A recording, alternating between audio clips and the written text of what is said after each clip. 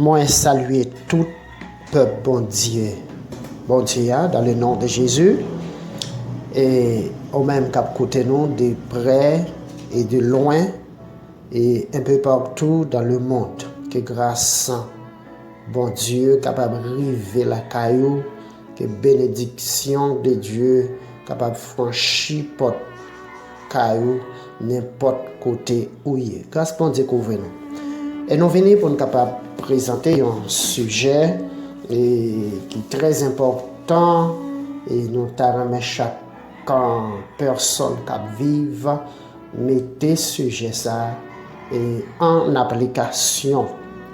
Et sujet non qui c'est le salut. Le salut de chaque personne qui vive sur terre les besoins et une petite grâce qu'on a sacré le salut.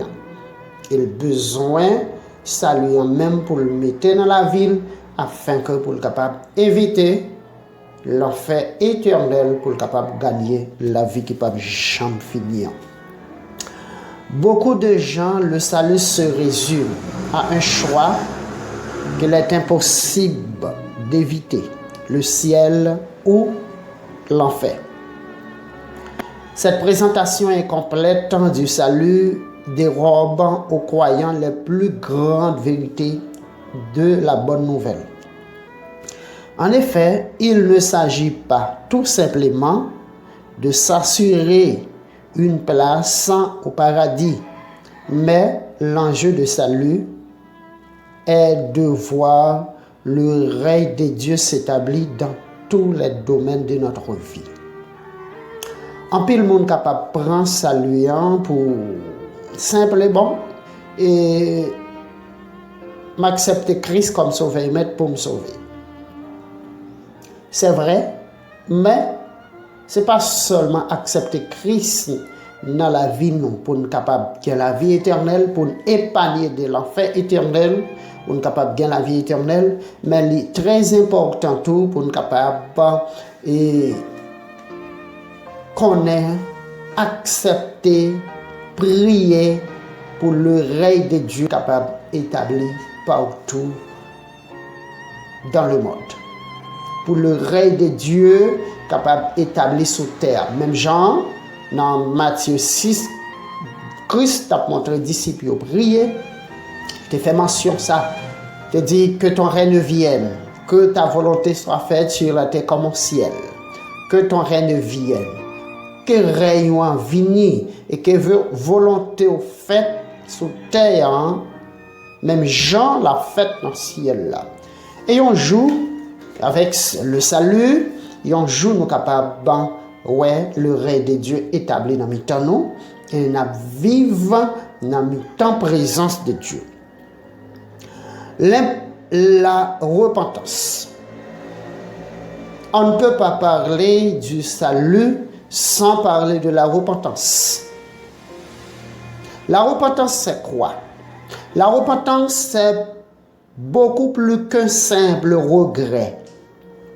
L'on peut le définir en vérité comme étant composé d'une sérieuse prise de conscience de ce que l'on est devant Dieu, doublée d'une profonde tristesse. Cette conviction produit ensuite un changement radical de direction. Il y a là un véritable demi-tour, en sorte que l'on peut dire « je marchais dans cette direction et soudain, je me suis arrêté, me suis retourné, puis j'ai marché dans la direction opposée. » Tout cela, bien entendu, exige un désir certain de changer son style de vie. En Actes chapitre 3, verset 19. Repentez-vous donc et convertissez-vous pour que vos péchés soient effacés.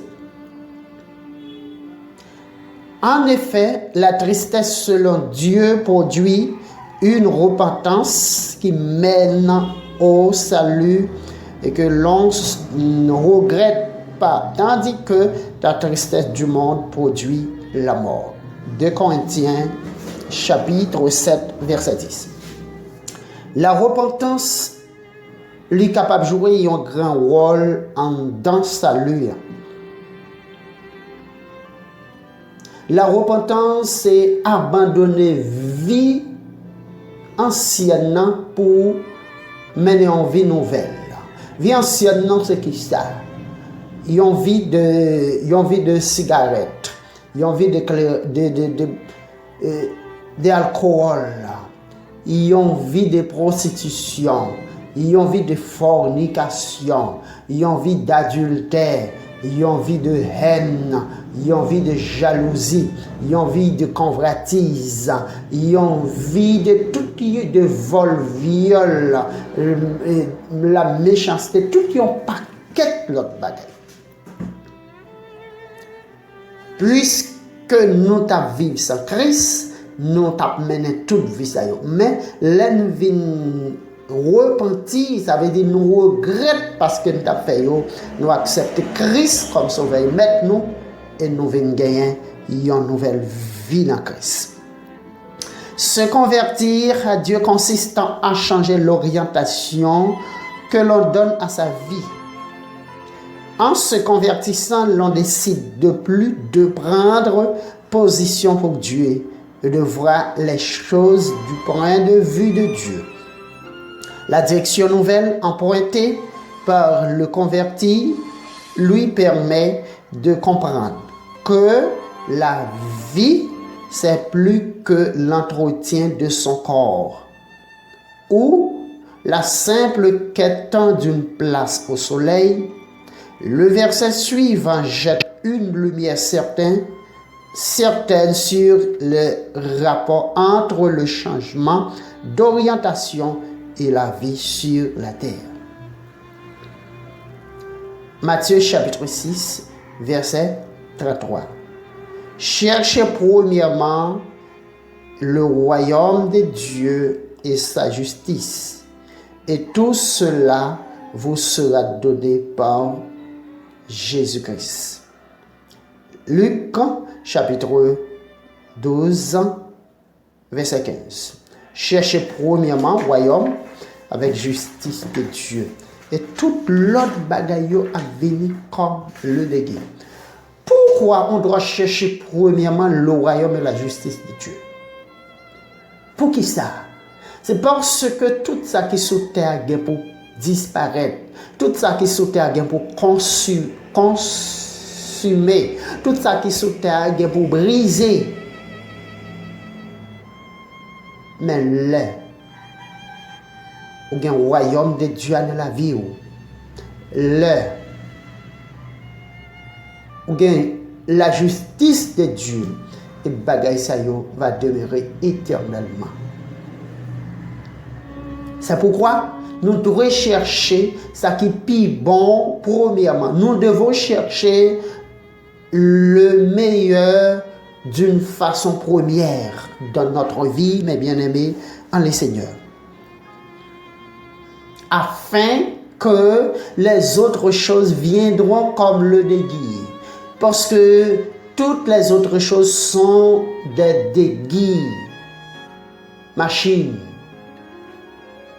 maison, l'argent, pouvoir, relations, etc. Tous ce sont des déguis. Nous devons premièrement donner la place à Jésus-Christ dans notre vie. Comme dit dans Apocalypse chapitre 3 verset 20, je me tiens à la porte et je frappe. Si quelqu'un entend ma voix et ouvre la porte, j'entrerai et je souperai avec lui et lui avec moi. En effet, la conversion doit également être accompagnée d'une confession de ses péchés devant Dieu et d'une invocation de son pardon. En agissant avec une entière sincérité, Dieu assure d'ailleurs qu'il nous pardonne. Tous que le Père me donne viendra à moi, et je ne jetterai point dehors celui qui vient à moi. Jean 6, verset 37. Si nous confessons nos péchés, il est fidèle et juste pour nous pardonner nos péchés et nous purifier de toute injustice. 1 Jean 1er, verset 9. Si nous confessons péché, nous, quoi que ce soit, ça nous a fait dehors. Nous confessons péché, nous, peu importe, j'en t'a vivre avant d'accepter Christ. Bon Dieu, le fidèle, le juste pour capable pardonner nous. Croire en Jésus-Christ signifie que l'on se confie en lui, qu'on lui remet tout, qu'on s'abandonne totalement entre ses mains. Le fait de croire en Christ comporte aussi l'idée d'une décision. Il s'agit d'un acte de la volonté, d'un acte réfléchi par lequel l'on accepte Jésus-Christ comme étant sauveur, le Seigneur et le maître de notre existence. Croire en Jésus-Christ signifie que l'on se confie en lui. 1. Qu'on lui remet tout. 2. Qu'on s'abandonne totalement entre ses mains. 3.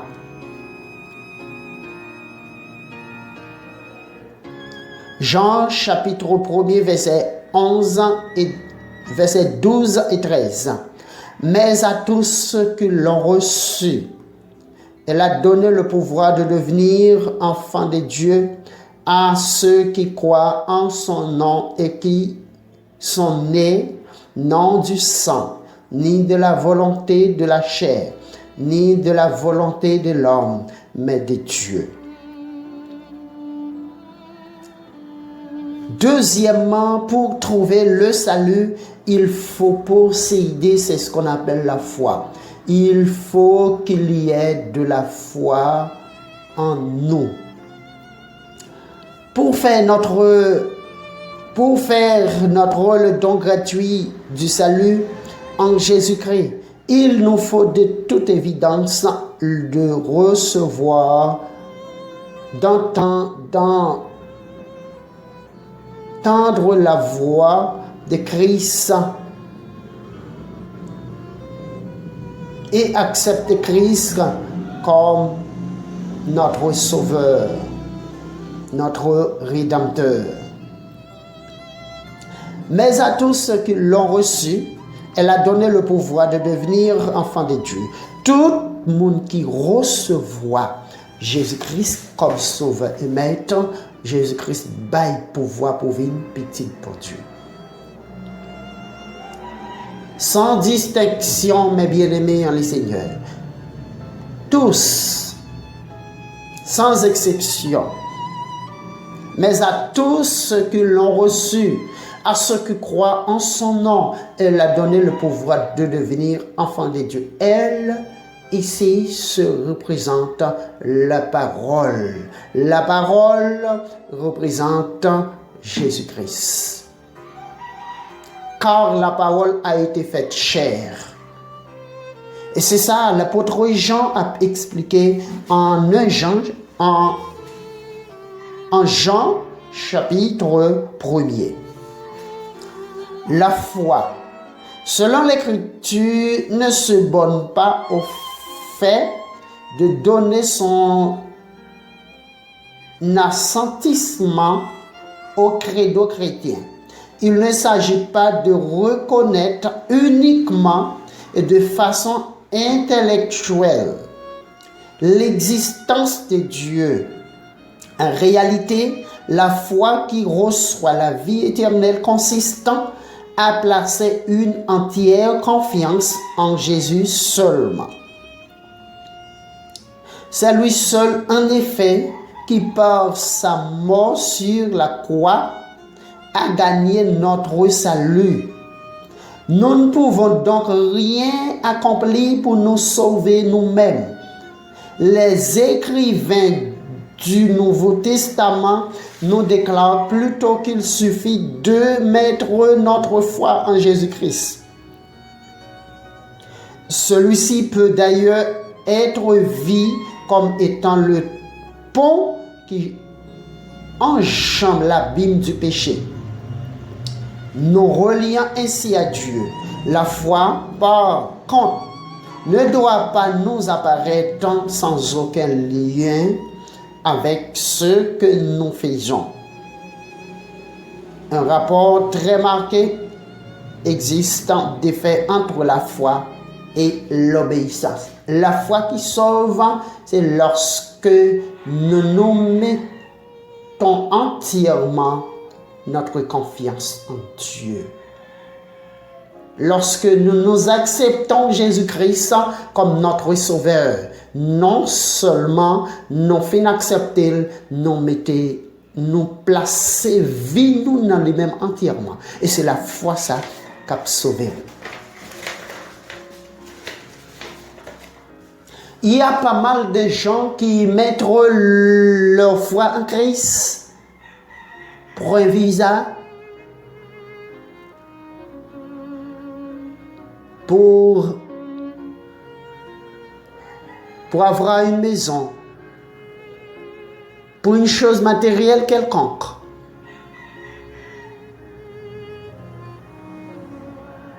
Pour sauver des maladies, mais sans pour autant qu'il pas mettre foi exactement pour la vie éternelle. Vous êtes capable de gagner Christ pour toute vie, mais vous mettez foi pour un petit temps. Eh bien, la foi qui sauve, c'est lorsque nous acceptons, mettez tout nous-mêmes entièrement pour tout temps en Jésus-Christ. Car nous sommes son ouvrage. Nous avons été créés en Christ Jésus pour des œuvres bonnes que Dieu a préparées d'avance, afin que nous les pratiquions. Éphésiens chapitre 2, verset 10. Cette relation entre la foi et l'obéissance ne semble pas toujours clairement perçue. À témoin, la distinction que l'on est souvent entre le fait d'accepter Christ comme sauveur et celui d'accepter Christ comme Seigneur. L'on insistant généralement d'avance sur le premier élément, Christ le sauveur. Le salut, c'est une grâce qui nous est faite. Tout cela s'avère en réalité absolument vrai.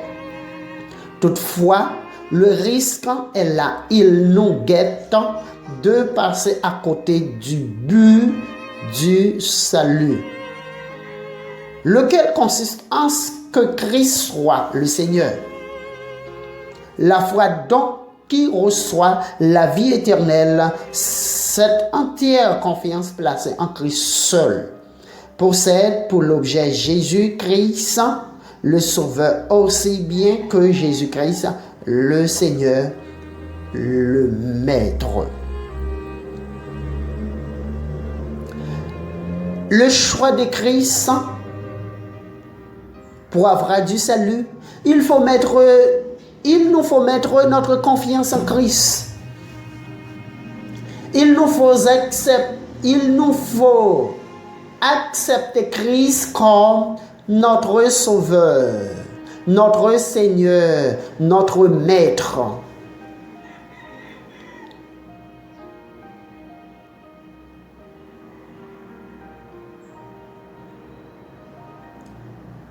Nous devons nous laisser entre les mains de Christ pour avoir du salut.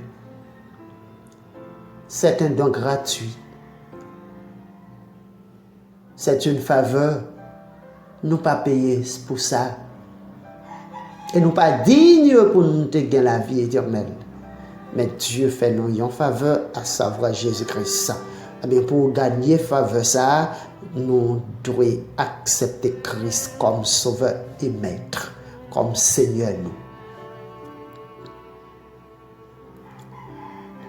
Troisièmement, l'assurance du salut. L'assurance que procure la vie chrétienne consiste en ce qu'une fois sauvé, l'on ne doute plus que de son salut, de sa communion avec Dieu, de la réalité de Christ, de la vie éternelle et non plus de la parole de Dieu. Il faut enlever en nous la doute.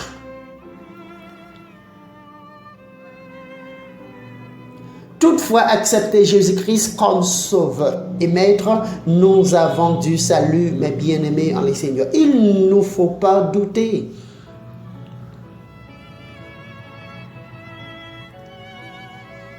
Mais il ne faut pas rester là. Parce que nous sommes sauvés une fois pour toutes, nous pouvons vivre à n'importe quelle manière, n'importe quelle façon. Non. Nous devons marcher selon le principe divin de Dieu. Nous devons être ressemblés à Christ. Dans toutes nos actions, nos paroles, nos pensées, il nous faut rechercher toujours à faire le bien, à être ressemblé à Christ.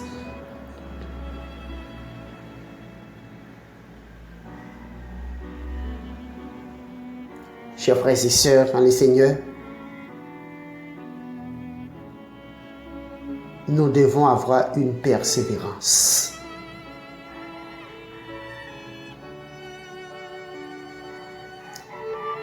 Et telle est la déclaration: celui qui persévère jusqu'à la fin sera sauvé.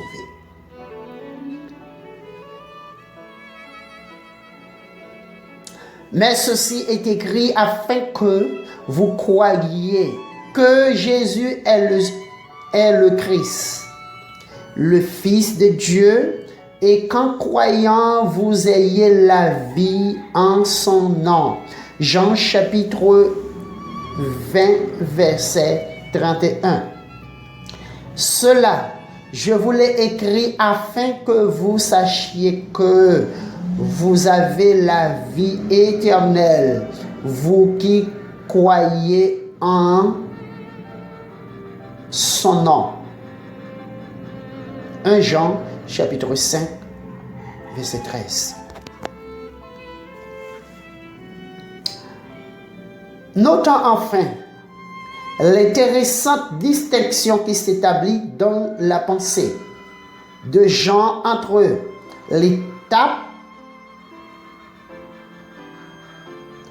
la foi, afin que vous croyiez. Jean chapitre 20, verset 31, à l'étape de la foi, afin que vous sachiez. 1 Jean chapitre 5, verset 13. La foi s'étant affermie, elle devient connaissance. Il y a un passage du croire au savoir. La relation dont nous jouissions avec Christ ne se trouve pas fondée sur les sensations, mais bien plutôt sur la révélation de Dieu. Cette relation ne repose pas non plus sur des fables habilement conçues. 2 Pierre chapitre 1 verset 16, mais bien plutôt sur des faits historiques véridiques.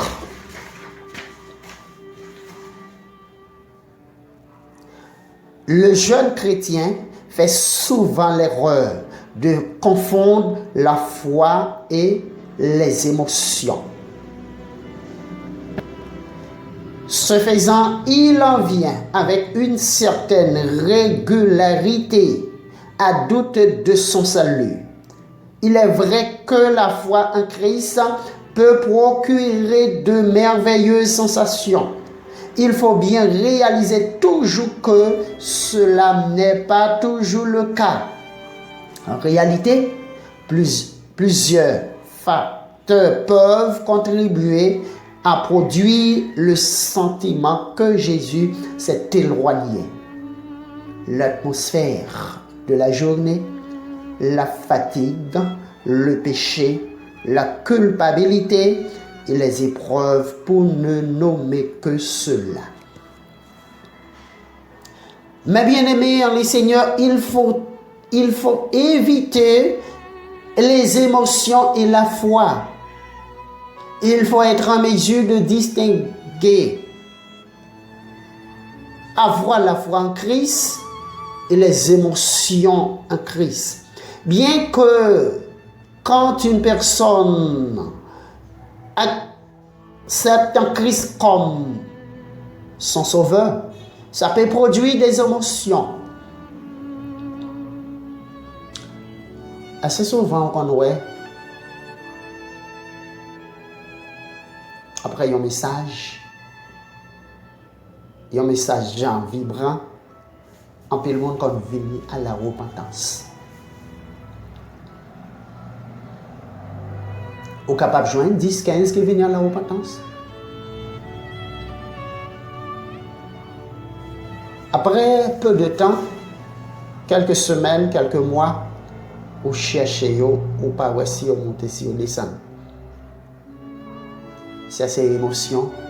Parmi autres, ou capable de joindre un ou deux qui persévérer jusqu'à la fin, ça c'est la foi. Ça qui persévérer jusqu'à la fin, ça c'est la foi. Il mettait entièrement la vie en Christ. Il était choisi Christ comme sauveur, comme maître, comme Seigneur, la foi. Mais tout ça, peu de temps après, ça c'est émotion. Émotionnellement, après un tel message, ils ont accepté Christ, mais ce n'est pas parce que vraiment, nous prenons Jésus-Christ pour gagner la vie éternelle. Il convient, ajoutant John Stott, à ce sujet de distinguer entre être et se sentir. Sur nombre de jeunes chrétiens commettent une erreur en se fiant trop à leurs sentiments superficiels. Un jour, ils se hantent près de Dieu, un autre plus éloigné, ainsi en proie à des impressions subjectives qui paraissent refléter leur état spirituel. Ils flottent dans une incertitude perpétuelle.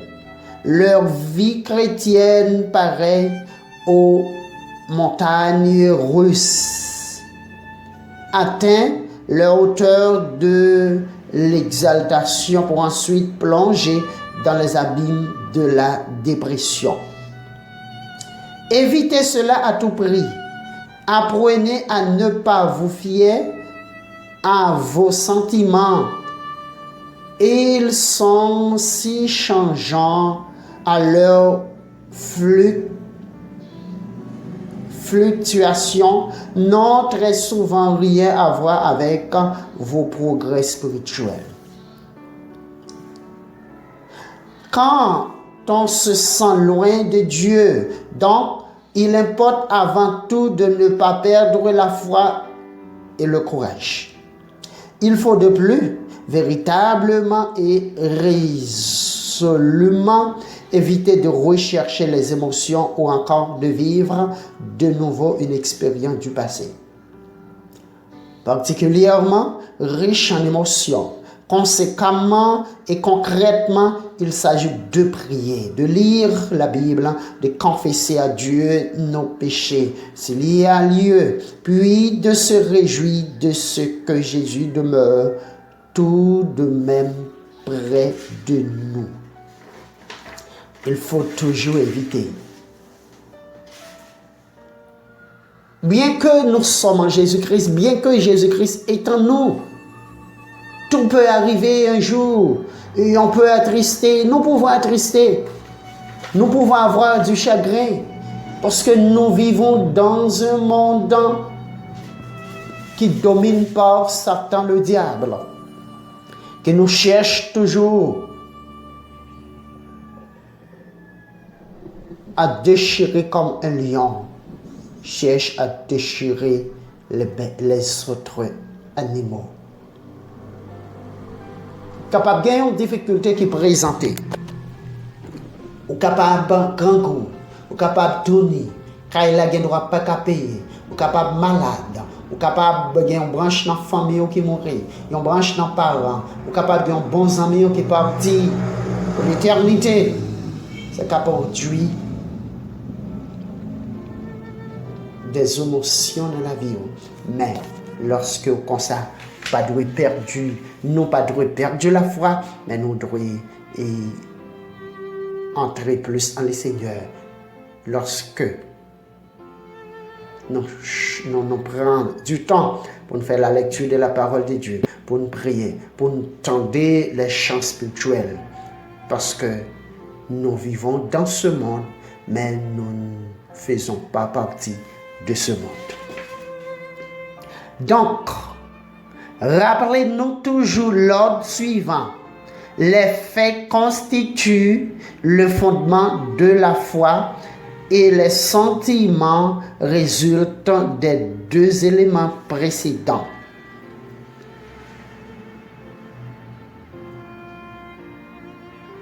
Les faits, la foi, les sentiments.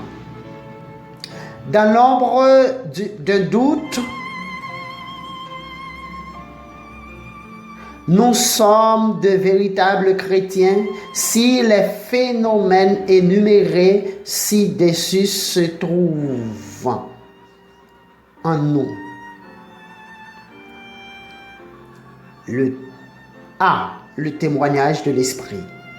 Le Saint-Esprit confirme antérieurement que nous sommes sauvés, réconfortant nos cœurs et nous laissant une assurance d'ordre surnaturel. Romains chapitre 8, verset 16, l'Esprit nous-mêmes rend témoignage à notre esprit que nous sommes enfants de Dieu.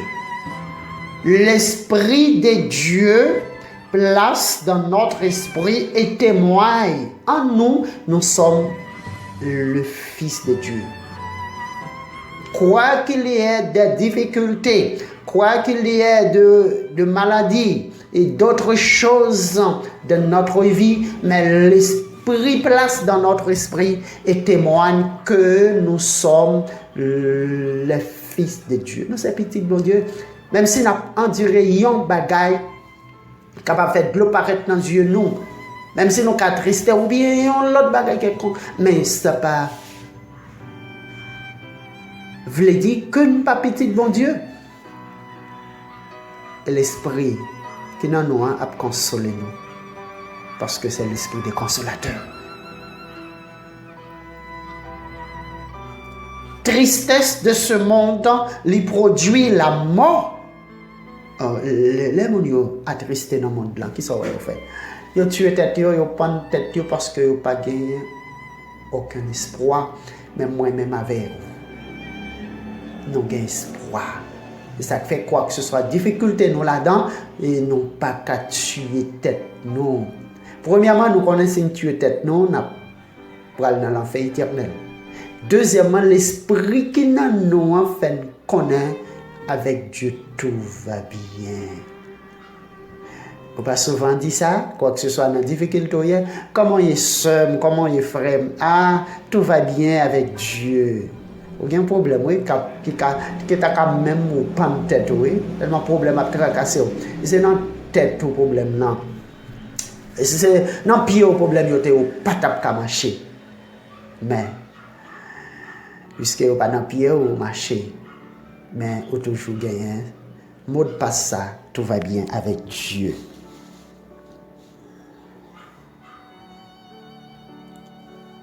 Deuxième, petit b, la prière devient une réalité. Alors que nous recevons une plus grande sensibilité pour percevoir la présence de Dieu et pour saisir le fait qu'il nous entend et qu'il nous répond, un dialogue s'engage alors entre nous et notre Père d'en haut. Vous avez reçu un esprit d'adoption par lequel nous crions Abba Père. Romains chapitre 8, verset 15b. Mes bien-aimés en les Seigneurs, le salut, c'est accepter Jésus-Christ comme sauveur et maître. Salut, pas marcher sans la foi. La foi, c'est qui ça? La foi, c'est mettez toute confiance dans Christ. Choisissez Christ comme sauveur, comme maître, comme Seigneur. La foi se résume en deux mots. Croire, obéir. La croyance et l'obéissance.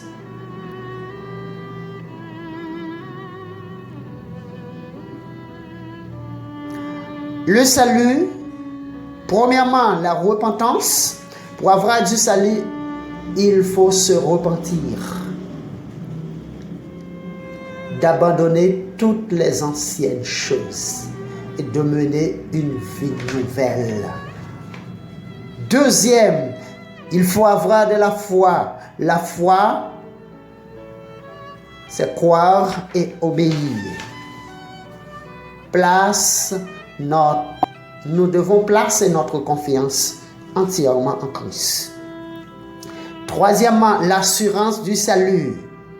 Après tout cela, il nous faut nous assurer que nous sommes sauvés par le moyen de Jésus-Christ. Cela ne viendra pas de nous, c'est un don gratuit.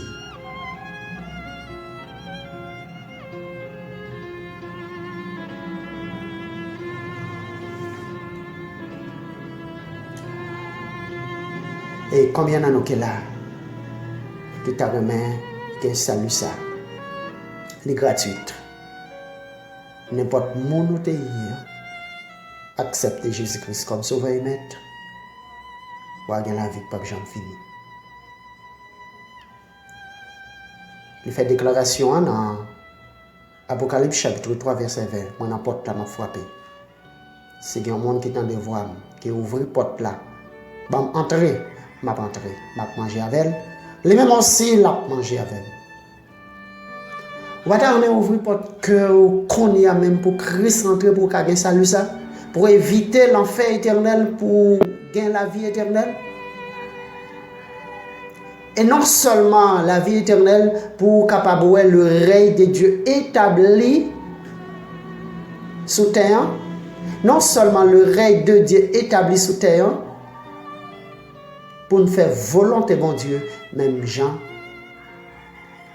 anges a fait, 24 vies a fait, les 4 êtres vivants a fait dans le ciel. C'est à vous de penser, c'est à vous de choisir. Seulement nous-mêmes nous pouvons présenter un tel message pour nous faire connaître n'importe où nous sommes. Accepter Jésus-Christ comme sauveur et maître, la vie qui ne peut jamais finir. Car Dieu a tant aimé le monde qu'il a donné son Fils unique, afin que quiconque croit en lui ne périsse point, mais qu'il ait la vie éternelle. C'est à vous de choisir. Que Dieu veuille vous bénir, que Dieu vous bénisse, que Dieu vous bénisse. Que Dieu veuille vous aider à faire le bon choix. Choisissez le salut pour avoir de la vie éternelle. Amen.